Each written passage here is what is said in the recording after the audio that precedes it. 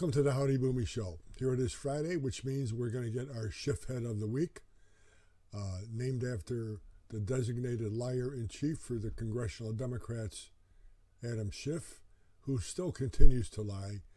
And why not? Because he's from California, a state that is not really coping with reality in a way that many Americans will. They're just in la-la land out there, aptly named. So we're going to have that a little bit later in this podcast. Hunter Biden is finally indicted.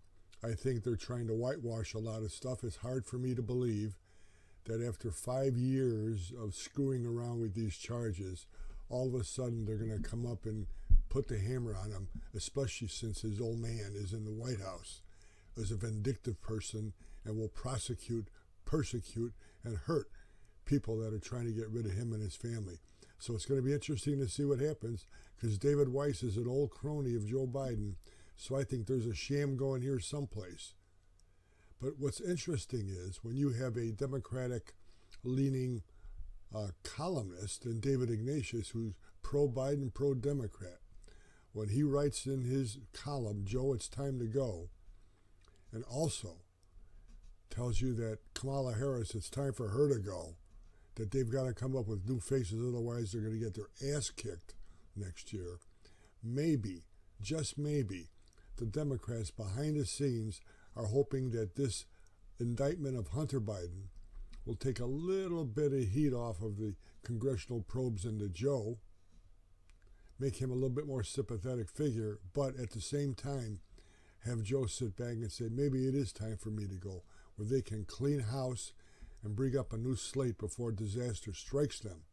We're going to see what happens. I think it's hard for me to believe that this Department of Justice, weaponized against the Republicans, weaponized especially against Donald Trump, that this Department of Justice is just going to go after Hunter Biden.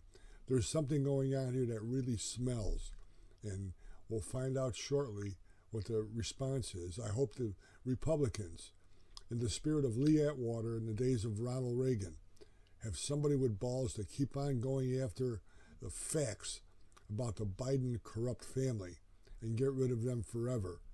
Again, I just hope that because of the actions that the Biden family has taken on behalf of China, Russia, Ukraine, North Korea, on behalf of those people influencing decisions that this country has made, that no Americans lost their lives. Remember, a president is a president of the citizens of the United States of America. We need someone who believes that. We had one guy.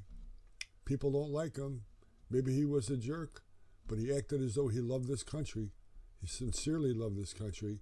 That was Donald Trump.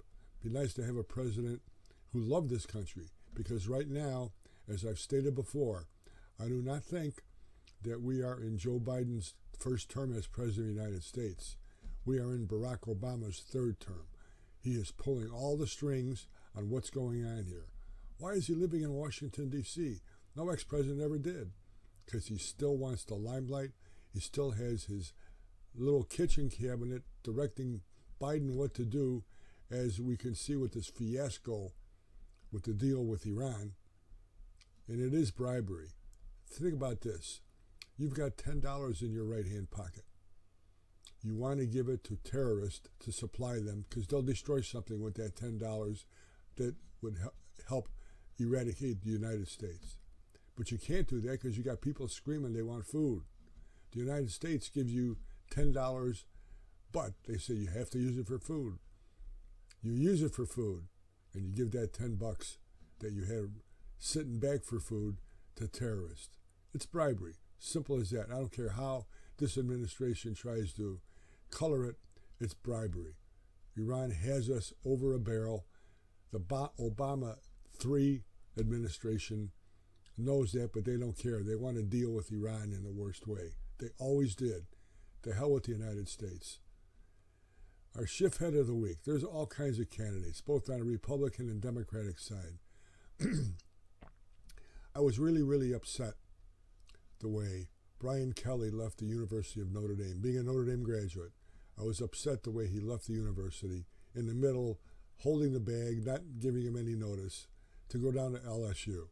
He did a tremendous job as head coach at Notre Dame. I can never say he didn't. He was tremendous. But this past week, he was asked about that, about his leaving Notre Dame.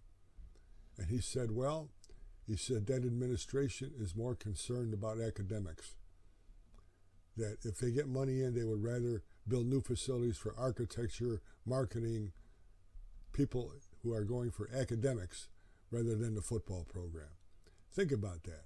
Think about any university in the country over its history. Do you think they were formed so they could play football? Brian Kelly, you're our Schiffhead of the week. I hate to say it. Universities are formed for education, not football. If you don't believe that, shame on you. Your daughters went to Notre Dame. Shame on you. Watch the Howdy Boomy podcast on the Howdy Boomy channel on YouTube.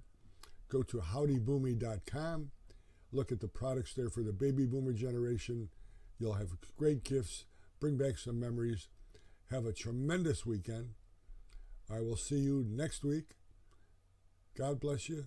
God bless America.